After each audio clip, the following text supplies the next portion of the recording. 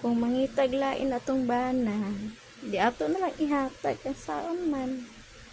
Na in love mas mga katol. Lisod jud ko ano no, kanabang kung ano ni mga baying katol, lisod kalabanin sa tao nga tarong. Kay ang tarong dili gud makabuhat sa ilang gibuhat. Imo lang ibaylo ang kanang panahon nga pila ka tuig ninyong ilang taon yung iningatan ng dahil sa isang babaeng Makati. Yun lang ang nakasira, tapos sabihin lang na sorry dahil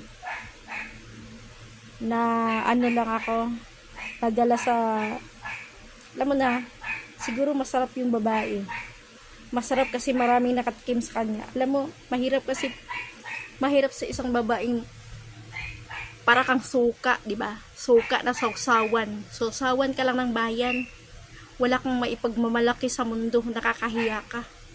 Kahit sa mga anak mo, ikakahiya ka talaga. Kahit na asawa ko, yung mga anak ko, wala na. Parang wala respeto, tiwala, at pagmamahal. Lahat yan mawala. Paano ka pare-respetuhin? Kung sarili mo, binaboy mo sa ibang tao. Isipin mo,